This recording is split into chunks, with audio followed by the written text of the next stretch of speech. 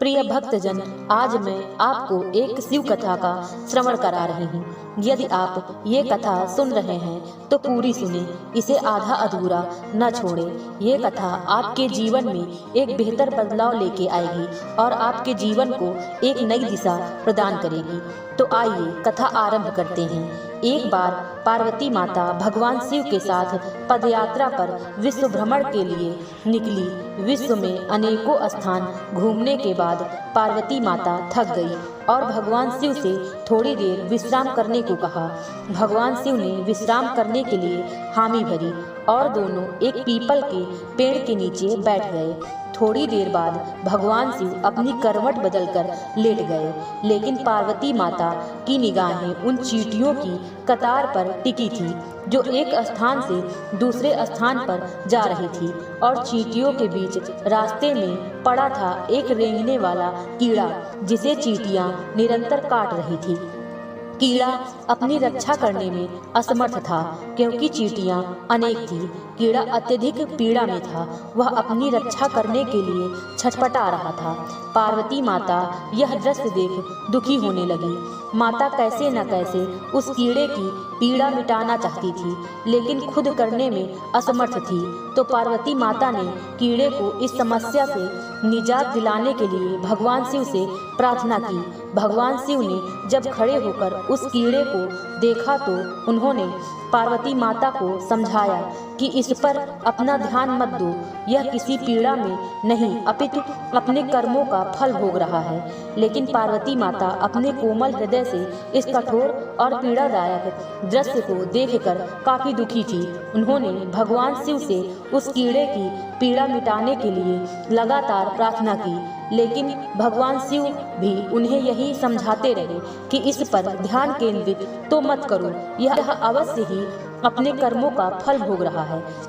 भगवान शिव ने इस समस्या से छुटकारा पाने के लिए माता पार्वती को वहां से कहीं दूसरे स्थान पर चलने को कहा ताकि उनका ध्यान वहां से हट सके। लेकिन माता पार्वती ने भी जिद कर रखी थी।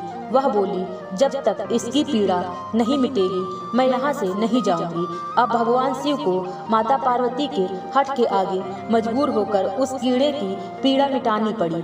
भगवान शिव बोले, पार्वती ठीक है, मैं इसका कष्ट मिटा रहा हूँ, अगर बाद में यह कुछ गड़बड़ करे तो मुझे दोष मत देना। माता पार्वती ने कहा, ठीक है महाराज, पहले आप इसका कष्ट मिटाएं।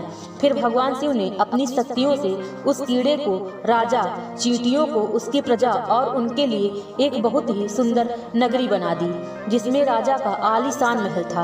अब यहाँ से उस राजा की वास्तविकता शुरू होती है, जिस कारण उसे एक कीड़े के रूप में पीड़ा मिल रही थी।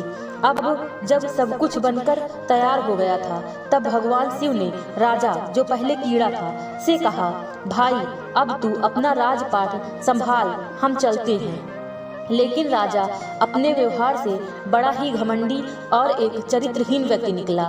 उसने माता पार्वती की सुंदरता पर मोहित होकर उनका हाथ पकड़ लिया और भगवान शिव का यह कहकर अपमान किया कि तू एक योगी, वन वन भटकने वाला, एक साधारण सा ब्राह्मण, भला तेरे साथ यह सुंदर स्त्री कैसे रह सकती है?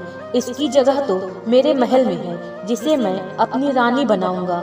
इतनी सुंदर स्त्री एक राजा की रानी ही बन सकती है, न कि एक साधारण से योगी की, जिसे ना अपने आज का पता है न कल का। अब मेरी बात सुन और यहाँ से चुपचाप चला जा, यह तो मेरी रानी बनेगी। भगवान शिव ने राजा को बहुत समझाने की कोशिश की और बोले, यह मेरी पत्नी है, तू अपना राजपाट संभाल, तुझे हजारों रूपवती मिल जाएंगी। भगवान शिव ने उसे खूब समझाने की कोशिश की, लेकिन राजा अपनी जिद पर अड़ी रहा। तो भगवान शिव ने कहा, ठीक है राजा, तुम इसे अपनी रानी बना लो, मैं चलता हूँ। यह बात सुनते ही माता पार्वती भगवान शिव के चरणों में गिर गई और बोली, स्वामी आप मुझे इस दुविधा में छोड़कर कैसे जा सकते हैं?